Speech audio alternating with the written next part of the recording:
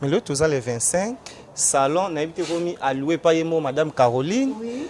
Bâche malamoko ba photo na habité. On voit l'exception ni.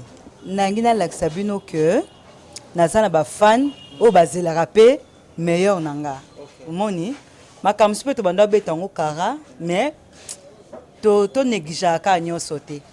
So pe bato babina na gauche to landa peka à gauche. Parce que nous on a ces plaisani YouTube et comment be sabiso ba identité ya bato. Vous comprenez hein? To banda actrice comédienne coordonnatrice ya salon Caroline Ikwa et lelo comment la sabiso ba personnage mususu. Venez, bokota. Nzambe na ngai. Analizo makambo eluki. Die ezala kaka boye. Oye okuta makambo susu. Yango malika loba nao. Yango ma chance ka naza na Shadrach hein. Shadrach hein. Merci Shadrach. Shadrach. Voilà. Juste me comme on dit. Melchisedek bango penza pona YouTube pona shooting photo numéro 1. Babi mais c'était un abisso. Toko tika aka boité anniversaire to keza le 28. Biso to shooter avant pona au publier en jour le 29, jour le 28 et anniversaire na yo. Donc c'est ça on a ça séance photo nanga. Avec mes enfants au bananga. Nanga na zanu à l'aise na oya. Na bi ba figurante te ba lo bazanu à l'aise. Soulier, bo seka. Madame Caro namu. Yom do komataki. Madame Caro au côté na vina. Au moins ko marama mo sa biso. To message maramo te. Bon, message nango kaka. D'habitude peut le ba acheter mais au moins na o eza barrette té. O eza barrette té. Ya barrette té. Mana wana te zanu à l'aise. Mana wana te. Ba fan nanga balinga boité. Donc na mais bon makambo susu. To au moins toza ba artiste. Faut pas que to ça qu'on dirait cachette top mana ghetto pe. Artiste azala ne to oui. Vie privée zali. Mais ba vie o ba to bete la biso. Et les kaka koleka la vie privée la biso. O ba beta ka ezata ya 10%. 90% on biso to bomba. C'est comme moi 5% na ba c'est la bango yango. Merci beaucoup Mika Malund, j'espère que question na opposant na côté na ngana ro lukaka ndenge ezalaka na beta tour mais na moni que séance ba photo zo sala ma metoko le ka bonte to tuna.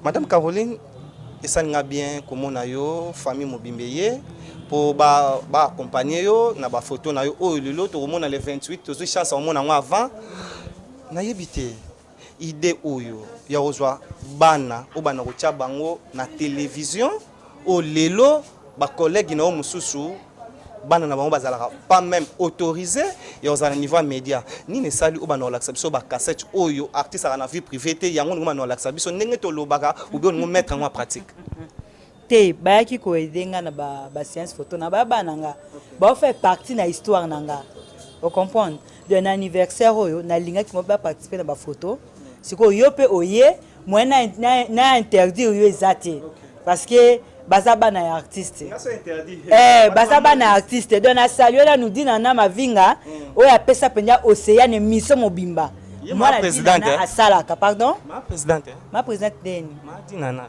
Madina ma présidente azana oh papa pardon to sa émission langa to sa l'émission langa okuti tela na obi ko lexer ngata mais chaque moi so moi pas à la moteur a mané normal 10 ans mutako tikele tambo été ngana féliciter dinana pona ndenge atikela Océane émission mobimba baza ba invité na ye à l'avenir mara bande aussi ba programme zo raté mais bon ça l'émission na mes loulous mes bébés mes copines pour la vie donc voilà le 28 octobre 1982 Maka opesi âge. Oh, ne pas si âge nanga. Pardon, l'accent na mona été. 39 ans, je suis fière aussi. Je suis très quoi? Oui. On dit maté hein.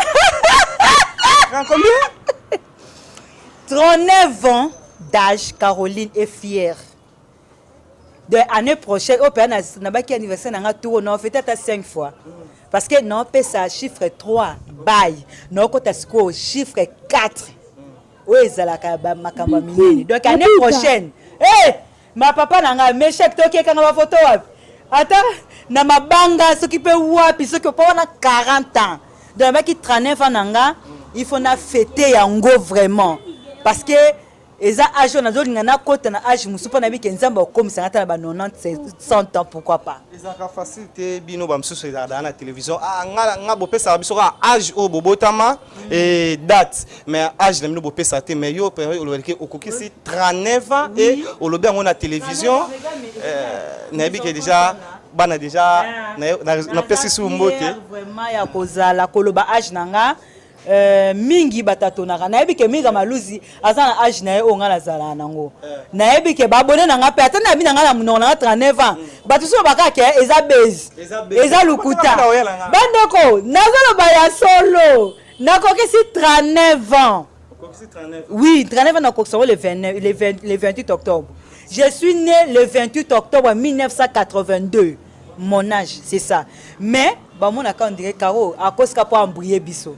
elo mona moni awa madame Caro ngala na banque te eskizenga pa na pusa minga malunzi ko accompagner nga na na salon Caroline na moni comment séance ba photo zo salama mais Caroline aza actrice comédienne ya groupe Snack ou la groupe Vision ya présent Caleb Toukeba na que je installe depuis quelque part tout temps à comboter mais na moni susu ba maman ba collègue ya madame Caroline Olelo soki to yebi en tant que actrice comédienne bazwa pe azwa chance wana ya travailler na bango na bige yena mesala ami kota lo sambo mais a on est le sambo là on a c'est maman prophétesse na mono so na salon Caroline 21h déjà mais au kété au talaka ka collègue nayo na séance na ba photo olelo a tu ça biso 39 ans azo premièrement tant au moni mwana na yo collègue nayo olelo azo fêter anniversaire ne 39 ans c'est pas facile ko lo bana nini et héros na salon Caroline ni vandi sur Ezo salanga sengo mingi na sepeli et puis eza mbala liboso